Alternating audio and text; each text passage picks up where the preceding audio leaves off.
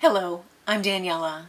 In today's video, I'm going to show you how to stitch the open Cretan stitch for embroidery. I use this on my quilt block, and it's a very interesting stitch. It's a very open zigzag stitch.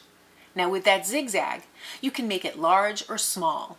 And you can also add things to that opening, like other stitches or beads or buttons. It really is up to you. It's a very versatile stitch. In the video, I'll show you how I create the stitch, and then I'll show you how I add it to my quilt block. If you're enjoying this series and you'd like to see some behind the scenes footage, please become a paid member to my channel. Let's get started with the Cretan stitch. So this is the open Cretan stitch. It's a nice way to combine two pieces of fabric. It's very airy and you can vary the length of the stitches. So to stitch the Cretan stitch, you think of it as having two lines, a top line and a bottom line. And this is the height of your stitch. Now to start with, I have my thread knotted on the back. I'm going to come in just below the top line. Pull my thread, and then I'm going to take the point of my needle and come to the width of the stitch. And I'm just going to make a little stitch, bringing my needle straight down. So I have a little bit of a stitch there. I want to make sure my thread goes under my needle, and I'm going to pull my thread and it catches it. And I'm going to pull my thread diagonal, and now with my needle facing up, I'm going to make a little stitch, catching my thread underneath that needle again and going up. You can see how it makes a little catch there. Then I'm going to come down to the right, making a little stitch, catching my thread underneath and pulling it, going across, stitching up, making sure it catches the thread. And you can vary the width of this stitch. You make that little thread, catch your thread underneath it. You make that little stitch, catch the thread underneath it, and move on. And again, you're always making a little stitch, making sure your thread is caught under your needle, and so on. And it makes this very interesting shape, and it's very open. You could bring the stitches together as well if you want a different effect. So now to finish the block, I want to put the Cretan stitch on both sides here of that velvet, just to repeat that shape and that stitch.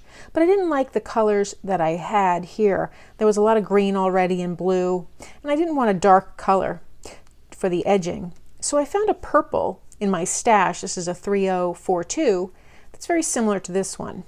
So I threaded my needle using that, and I'm going to stitch across. And now I'm just going to remove this velvet ribbon for now. And I want to make my stitches from here to here, and then on this side from here to here. So to start with, I'm going to come up here just on the edge of my block, and I'm going to choose that point that I want to come down in.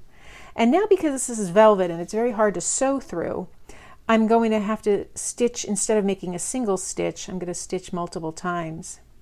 So I'm bringing my needle up, but I have to make sure that my loop is catching that needle. So I bring it through there. Now, just to really make sure this is a nice, neat stitch, I'm going to take my marker and just line the bottom of where I want my stitch to go. It won't show up on the top, so I'm going to have to eyeball it there.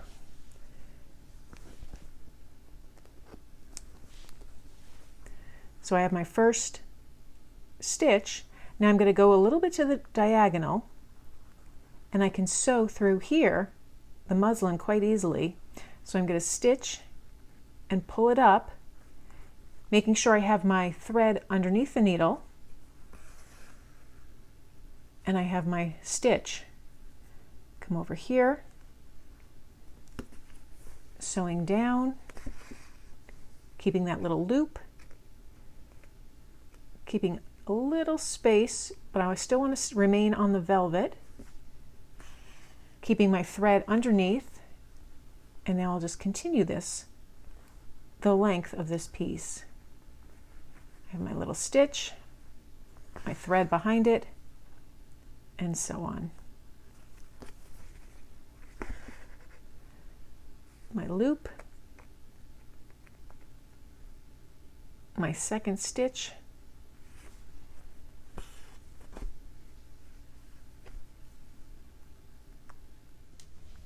so I have my first section completed with the Cretan stitch, and now I'm going to work on this block. So I'll flip it over, make my line as a guide, and stitch that one as well. So there are the Cretan stitches added to the top of that block. We now just have to finish off our block, adding some trim and additional stitches. So that's how I stitch the open Cretan stitch. It's a very interesting stitch. I like how it combines the fabric and the background fabric. It's another layer between the two. If you've enjoyed this series, please give this video a thumbs up and be sure to subscribe. Thanks for joining me today.